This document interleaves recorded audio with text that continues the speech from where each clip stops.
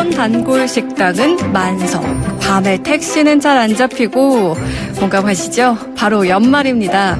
언제 밥 한번 먹자라고 하던 사람들과 정말 밥만 드셨나요? 사람에 취하고 추억에 취하는 연말 모임, 웨이팅 없는 이곳으로 이야깃거리 채우러 오시죠. 역사 맛집, 역사 셰프 신일고 김준호 선생님과 함께합니다. 선생님 안녕하세요. 네, 반갑습니다. 네, 선생님도 요즘 좀 바쁘시죠?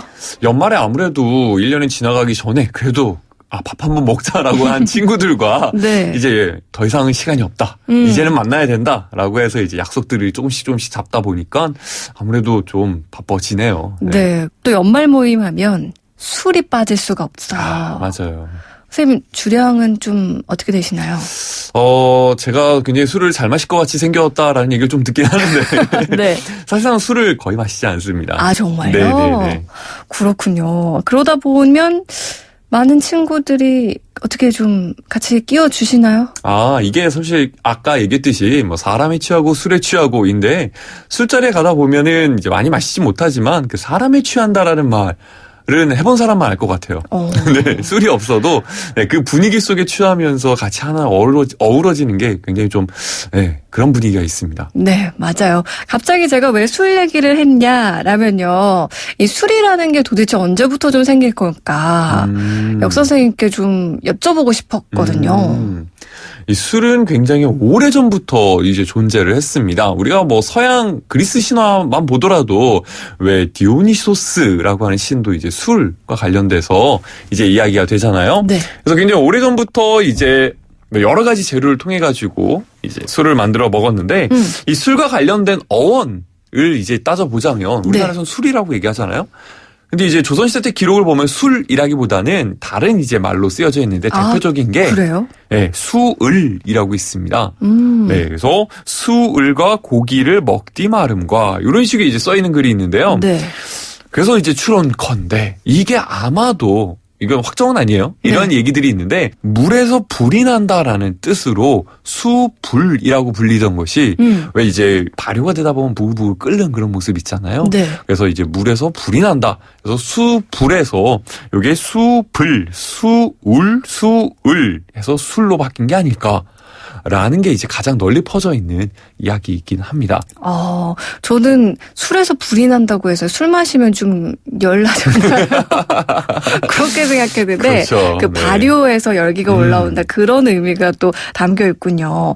그리고 또 이제 파생된 단어 중에 왜 술에 취하다라는 얘기가 있잖아요. 네네. 이 취할 취자의 한자를 뜯어보면 그 앞에 그 술 유자에다가 마칠 졸자를 붙여요. 졸업할 때 졸. 네. 네, 그랬을 때 술 마치다 붙으면 술자리를 마치다. 이미 주량을 다 먹었구나. 그래서 취한 거야. 라고 해서 이제 취할 취자가 된 거고요. 네. 그 다음에 이제 왜 추남, 추하다. 라고 했을 때 뭔가 못생긴 거 이렇게 좀 안 좋게 보이는 것들 있잖아요. 네. 요 추할 추자 같은 경우에는 술 유자에다가 귀신 귀자를 붙인 겁니다. 네. 그래서 술을 먹고 이제 굉장히 이제 술 주정을 하면서 이제 귀신같이 보이는 사람들 네. 그 모습이 바로 취한 모습이다. 네, 라는 거죠. 그런 걸 또 추하다라고 추한 해서. 모습. 네네네. 사실 우리 민족이 참 술을 좋아합니다. 맞아요. 음주 가무라고 하죠. 그렇죠. 이제 뭔가 그런 흥겨운 거를 정말 좋아하는데 왜 우리 옛날 작품들을 봐도 풍류하면 또 술을 빼놓을 수가 없잖아요. 맞습니다. 애주가들이 정말 많았는데 대표적인 인물들 누가 있었을까요? 조선시대 때 애주가 대표적인 사람 정철 있습니다. 들어보셨죠? 네. 네, 관동별곡이라든가 뭐 이런 이제 작품으로 유명한 이제 사람인데요. 네. 이 정철이 쓴 작품 중에 장진주사라고 하는 작품이 있어요. 이거는 뭐냐면 술을 마시자라고 권하는 작품이 되겠습니다. 한 잔 먹세 그려 또 한 잔 먹세 그려 꼭 꺾어 세워놓고 무짐무짐 먹세 그려 하면서 계속 먹자 뭐 이런 이제 얘기들이 쭉 나와 있는데요. 네. 그만큼 정철은 술을 굉장히 좋아했습니다. 근데 문제는 술을 많이 먹다 보면 버릇이 안 좋았어요, 정철은. 아하. 그래가지고 항상 주변 사람들한테 쟤 또 술 먹었네 하면서 막 피하고 안 좋게 생각하고 막 그런 식으로 말들이 많이 나오니까 선조 임금이 이제 불러서 얘기를 한 거죠. 어. 이보게 정철, 아니, 자네 이게 술만 먹으면 이렇게 망나니가 되니 이게 말이 되는가? 그래서 내가 은잔 하나를 주겠네. 네. 이 은잔, 하루에 술 마시는 양, 은잔 딱 3잔만 먹게. 라고 해서 왕이 하사한 은잔이 있어요. 그걸 줬음에도 불구하고 얼마 뒤에 정철이 나타나는데 또 술 엄청 마셔가지고 취해가지고 또 막 그러고 있는 거예요. 네. 그래서 화가 났죠. 너 감히 내 명령을 어긴 거냐? 그랬더니 정철이 변명을 합니다. 궁금하네요. 3잔밖에 먹지 않았습니다. 야, 그 조그만 술잔에 3잔인데 이렇게 취할 리가 있냐? 했더니 술잔을 딱 봤는데 세상에 더 마시려고 조금씩 핀 거예요. 그 은잔을. 그래가지고 엄청 넓은 이제 깨 펴가지고 술을 거기서 3잔. 그러니까 사발이 됐군요. 사발이 돼서 마셨다. 라고 이제 이야기가 전해지고 있습니다. 주사 얘기를 해주셨으니까 말인데, 네네. 뭐 옛날 사람이라고 주사가 없고 이랬진 않았을 것 같은데, 맞아요. 역사적으로 유명한 이런 술과 관련된 실수들도 좀 재밌을 것 같거든요. 네네. 자, 일단 연산군 때로 한번 가보면요, 이세자라고 하는 사람이 있습니다. 요 사람이 어떤 일이 있었냐면 연산군이랑 술자리를 가진 거예요. 그 당시에 이제 양로연이라고 해가지고 나이 많은 사람들 초청해가지고 같이 이제 연회를 베풀어주는 그런 잔치가 있었어요. 네. 거기서 이세자한테 연산군이 이제 술을 따라줍니다. 근데 이세자가 술이 좀 약해요. 이미 이제 취해가지고 몸을 가누기도 힘든 상태였죠. 근데 연산군이 이제 술을 따르는데 왕이 따르는 술이잖아요. 네. 얼마나 떨면서 받아야겠어요. 근데 술을 너무 많이 취해가지고 그만 쏟아버린 거예요. 그래가지고 왕이 입고 있는 곤룡포에도 막 흘려버린 거죠. 네. 그래서 이제 보통 술자리에서 그 정도면 왕이 야량이 넓으면 뭐 그럴 수도 있지 하고 넘어갈 수 있는데 연산군은 그걸 계속 생각하는 거예요. 감히 내가 준 술을 쏟아버려? 해가지고 국문에 처하라라고 이제 명령을 내립니다. 다른 죄도 아니고 술 쏟았다 해가지고 국문에 처한 겁니다. 이거 굉장하게 이제 강하게 벌을 내리려고 한 거거든요. 그러니까요. 결국 귀양까지 보냅니다. 그리고 귀양 보내고 끝난 게 아닙니다. 네. 생각해보니까 그래 나이도 많으시고 그냥 풀어줘라 해가지고 4개월 뒤에 이제 복직을 시키려고 해요. 그런데 왕비간택을 하려고 이제 자녀들 중에 여인들을 이제 쫙 해가지고 보내라 라고 했는데 누가 안 보낸 거예요. 속이고 원래 다 보내야 되거든요. 의무적으로. 안 보내다 보니까 연산군이 화가 난 거죠. 감히 내 명령을 무시하다니. 이것은 이세자가 내 술잔을 쏟았기 때문이다. 그러더니 또다시 귀양을 보내요. 어머나. 그리고는 나중에 귀양처에서 죽여버립니다. 이게 왜 이러느냐. 이게 사실상 술잔을 쏟은 것 같고 연산군 마음이 좁아서 이라기보다는요. 이세자가 어떤 사람인지 안 거예요. 어떤 사람이냐면 자기의 어머니한테 사약을 갖다 준 사람입니다. 그러니까 사실 술잔을 엎었다는 건 핑계에 불과한 거였군요. 네. 아니 뭐 연산군과 이세자는 그런 비하인드 스토리가 있었지만 사실 지금 왕과 신하가 술자리를 가진 건 거잖아요. 네네네. 지금으로 비유하면 직장 내에서 이제 뭐 송년회하고 이렇게 하다 보면은 회식하면서 술 마실 그런 기회들도 많은데 왕이랑 같이 마시는 거는 신하들이 진짜 어려웠을 것 같거든요. 오늘날 뭐 회식 자리랑 좀 비슷한 분위기였을 것 같아요. 그러니까요. 그 회식 자리에서 또 역시 말 못할 일들 많이 생기잖아요. 이게 말 그대로 술에 취해가지고 막 부장이면 나야 뭐 이런 식으로 신입사원 얘기하고 막 이런 이제 일들도 간혹 생기기도 하는데 조선시대 때도 그런 일이 있었다. 정말요? 라는 겁니다. 이게 언제로 가냐면 세조 때로 거슬러 올라갑니다. 요때에도 마찬가지로 왜 양로연이라고 해가지고 아까 얘기했던 그 잔치를 또 벌여요. 근데 이때 신하는 누구였냐면 정인지입니다. 굉장히 유명한 신하거든요. 그렇죠. 이 정인지가 술에 약해요. 약해가지고 이제 막 취해가지고 이제 좀 이렇게 정신이 왔다 갔다 하는 상태에서 세조한테 이제 물어봅니다. 조카를 정말 죽였어야만 했습니까? 어머나. 이거 굉장히 이제 말 꺼내기 힘든 얘기죠. 단종을 꼭 죽였어야만 됐습니까? 이렇게 물어봐요, 직접적으로. 그러니까 세조가, 또 취했네 해가지고 내가 나중에 그 죽은 사람들 이렇게 잘 알아서 위로하는 그런 것들을 가질 테니까 걱정하지 마. 라고 이제 타이릅니다. 그런데 이 정인지가 거기서 그치는 게 아닙니까? 아니고 계속해서 나아갑니다. 그대는 무슨 말을 하는가? 옛날부터 그렇게 가르쳐도 유학의 도리를 모른다는 말인가? 그대의 생각을 나는 한 가지도 취하지 않겠네. 라고 얘기하는데 난리가 난 겁니다. 왜냐하면 왕을 지칭하는 말로써 그대라는 표현을 쓴 거예요. 그러니까요. 요즘 말로 야자타임 한 거예요. 야자타임이죠. 그리고 왕한테 이제 자기를 얘기할 때는 낮춰서 얘기를 해야 되거든요. 그렇죠. 나라고 얘기를 한 거예요. 이게 어떻게 비춰질 수 있냐면 왕으로 인정하지 않겠다라는 소리로 비춰질 수가 있는 거예요. 그러니까 주변에 있던 신하들이 사색이 된 거죠. 그죠. 그러면서 이제 왕한테 이제 선수 칩니다. 저 사람, 엄한 벌을 내려야 됩니다. 정인지한테. 계속해서 신하들이 올립니다.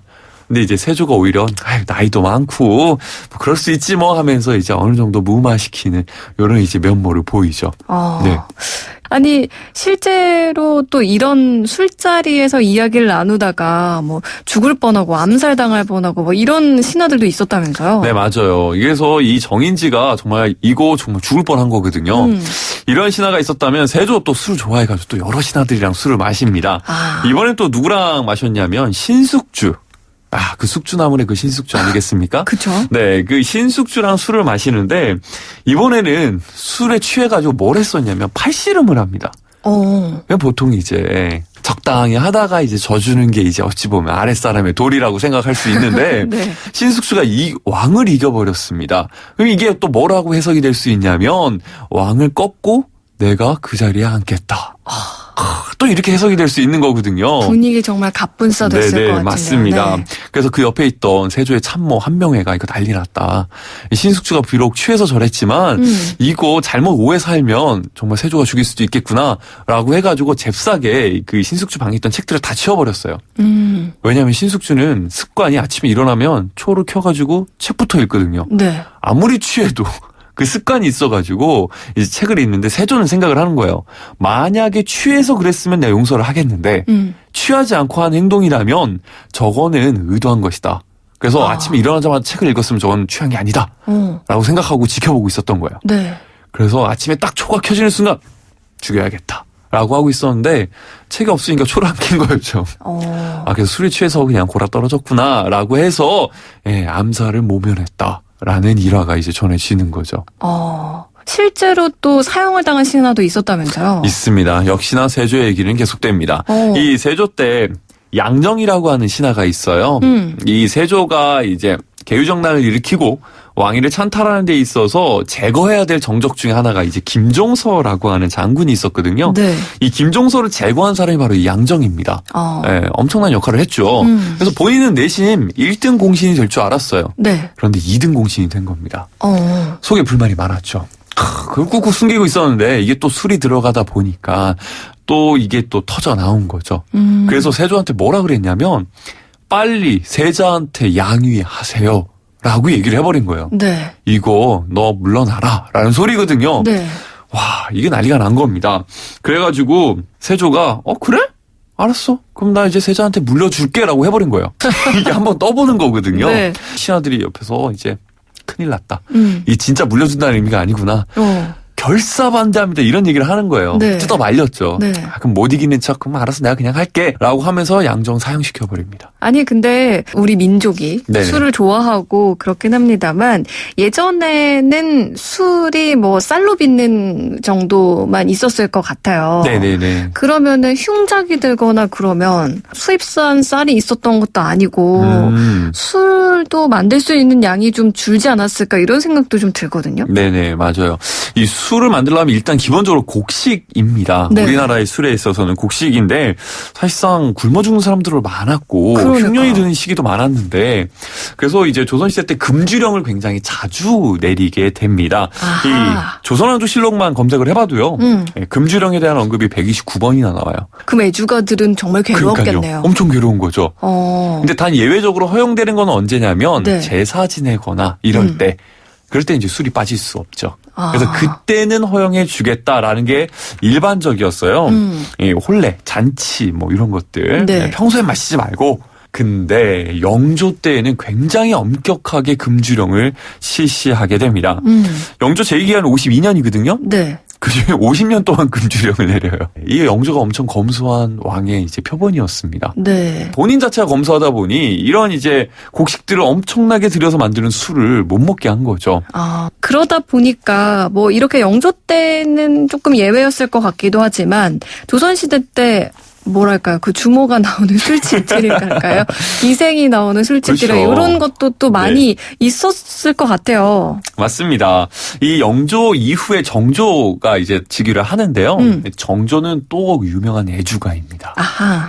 술을 엄청 좋아해서 이제 금주령을 거의 해제를 시켜버리죠. 네. 그러다 보니까 이제 조선 전국에서도 술집들이 많이 등장을 해요. 근데 이 술집도 약간 분류가 이제 나뉘게 됩니다. 네. 일단 서서 술을 마시는 집, 선술집. 앉지 않고 이제 서서 마시는. 그게 그런 의미였어요? 그렇죠. 서서 마신다. 그래서 이 선술집도 등장을 하고요. 24시간 주막이 있습니다. 최근에 생긴 건 줄 알았더니 24시간이. 그렇죠. 네, 24시간 편의점만 있는 게 아닙니다. 네. 이 조선시대 때 24시간 주막인 날밤집. 날밤 간다. 그렇죠. 네. 그다음에 긴 나무 형태로 된 이제 목로주점이라는 게 있고요. 네. 그다음에 얼굴은 내보이지 않고 이게 팔뚝만 내밀어 술을 따라준다. 그래서 요 집을 팔뚝집이라고도 부르는 굉장히 독특한 술집이 있죠. 근데 세종이 술을 적당히 마셔서 되게 신하들이 좋아했던 왕 중에 하나라면서요. 그렇죠. 세종은 어찌 보면은 술 때문에 왕이 됐다. 라고 얘기할 수도 있습니다. 아, 정말요? 네네네. 이게 무슨 얘기냐면, 네. 이 세종실록에 보면 이런 기록이 있어요. 아버지였던 태종이 고민을 합니다. 이 첫째 아들 세자로 시켜놨더니 술을 너무 많이 마시는 거예요. 너무 많이 마시면서 자꾸 이상한 짓을 하고 돌아다니니까 아이 저는 도대체 안 되겠다라고 생각을 한 거죠. 근데 이제 곰곰이 생각을 해보니까 술을 전혀 못 마시는 것도 문제가 된다라는 거예요. 예를 들어 중국에서 사신이 왔는데 이 사신을 접대할 때에 술을 마셔줘야 같이 이게 접대가 되고 네. 그런 게 이제 있어야 되는데 이 둘째였던 효령대군 같은 경우에는 술을 전혀 못 마셨거든요. 그래서 둘째 이거 주기도 뭐하고 셋째인 충녕대군 세종 같은 경우에는 잘 마시지는 못하나 적당히 마시고 그친다. 그렇기 때문에 둘째는 술을 못 마시니까 못 주겠고 셋째는 적당히 마실 줄 아니 접대도 가능하고 그래서 이 대위를 맡을만 하니 나는 충녕으로서 세자를 정하겠다. 요런 이제 기록이 나옵니다. 요런 내용들은 들어보면 지금 현대사회와 크게 다르지 않다. 맞아요. 뭐 이런 생각도 좀 들기도 하는데 왕들의 또 술 이야기를 들으니까 너무나 재미나는 생각이 듭니다. 하지만 저희가 또 이런 이야기를 하는 게 술을 뭐 권하거나 이러려고 또 이런 얘기들을 하는 건 절대 아니잖아요. 그렇죠. 연말 연시 또 술자리 많으시겠지만 적당히 드시고 또 술을 한 잔이라도 하셨을 때는 절대로 운전대를 잡으시면 안 되고요. 네네. 방금 얘기했듯이 술을 권하는 게 아니라 적당히 그리고 잘 분별하면서 마셔야 될 것이 필요한데요. 그래서 세종대왕이 남긴 유명한 글이 있어요. 뭔가요? 그게 바로 개주교서라는 게 있습니다. 교서라는 것은 이제 뭔가 훈계? 가르치기 위해서 임금이 이제 내려주는 글을 교서라 그러거든요. 네. 그래서 술 마시는 것을 이제 훈계하는 교서를 내리는데 적당히 마셔라라는 게 써 있어요. 일부 내용을 얘기해 드리자면 술 마시는 것으로서 이를 패하지 말고 지나치게 마시어 병이 되게 하지 말며 각각 내 행동을 조심하여 노상 술 마시지 말며 그리고 서로 화목하여 천하가 잘 다스리게 하도록 하여라.로 이제 글이 마무리가 됩니다. 좋아하는 건 좋은데 정도를 지킬 수 있어야 된다. 라는 거죠. 지금 또 우리들에게 하는 이야기이기도 한 것 같아요. 술자리가 연달아 생기는 이런 연말에는 여러분들 좀 조절하셔서 건강도 생각하시고 행복한 또 연말 마무리 되셨으면 좋겠습니다.